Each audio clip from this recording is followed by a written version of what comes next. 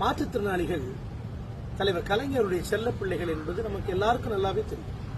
ஆனால் எப்பொழுதிருந்து நம்ம அவங்களுக்கு செல்ல பிள்ளைகள் மாற்றுத்திறனாளிகள்னு பேர் வச்சிருந்தா இல்ல 2008 மாற்றுத்திறனாளிகளுக்கு எல்லாம் ஒரே நாள்ல 9 அரசு உத்தரவு கொடுத்தாரு அப்போலேருந்தா இல்ல மாற்றுத்திறனாளிகளுக்கான நல வாரியத்துக்கு தான் இளைஞன் என்ற படத்துக்கு எழுதின அந்த திரைக்கதை வசனத்துக்காக கிடைத்த மொத்த ஊதியத்தையும் நன்கொடையா கொடுத்தாரு அப்போதுல இருந்தா நாம் எல்லாம் அப்படிதான் நினைச்சிட்டு இருக்கோம், ஒவ்வொருத்தரும் ஒவ்வொரு மாதிரி.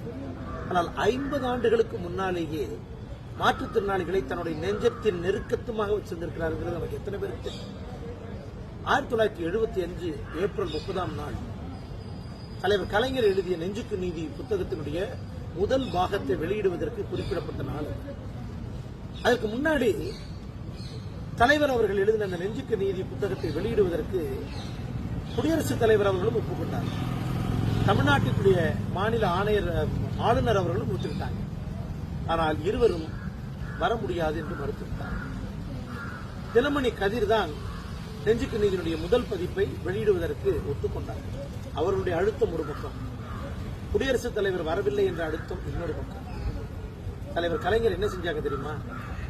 தமிழ்நாடு பார்வையற்றோர் ஒளியிழந்தோர் சங்கத்தினுடைய தலைவர் ஆசிர் நல்லதம்பி, அதுக்கப்புறம் தமிழ்நாட்டில் தொழுநோய் பாதிப்பாளராக இருந்த கவிஞர் முகமது அலி, அதுக்கப்புறமா கால்கை முடியாம இருப்பவர்களுடைய மாற்றுத்திறனாளிகளுக்கான சங்கத்தின் தலைவி செல்வி சாந்தகுமார், இவர்கள் 3 பேரையும் குடியரசுத் தலைவரும் ஆளுநரும் வராத இடத்தில் அவர்களை வைத்து அவர்களின் கையில் நெஞ்சுக்கு நீதியினுடைய முதல் பாகத்தை கொடுத்து தலைவர் கலைஞர் வெளியிட்டிருக்கிறார்.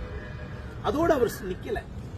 இதை என்ன சொன்னாங்கன்னா, குடியரசுத் தலைவரையும் ஆளுநரையும் தலைவர் கலைஞர் அவர்கள் அவமதிச்சிட்டாங்க அப்படின்னு ஒரு வார்த்தை சொன்னாங்க. அப்ப ஐயா சொன்னாங்க, கண்விழி இழந்தோரும் தொழுநோய் பாதிப்பாளராக இருப்பவர்களும் கால்கை மூடப்பட்டோரும் பாதிக்கப்பட்ட மாற்றுத்திறனாளிகள் தான் எனக்கு ஆலயங்கள், அதில் இருக்கக்கூடிய தெய்வங்களை கூப்பிட்டிருக்கிறோம். மனிதர்கள் வர மறுத்ததுக்கு அப்புறமா தெய்வங்களை அழைப்பது என்பது ரொம்ப இயல்புதானே அப்படின்னு மாற்றுத்திறனாளிகளை எத்தனை நெருக்கமாக தலைவர் கலைஞர் அவர்கள் தன்னுடைய நெஞ்சுக்கு நீதி புத்தகத்தின் முதல் பாகத்தை மாற்றுத்திறனாளிகளை வைத்து வெளியிட்டிருக்கிறார்.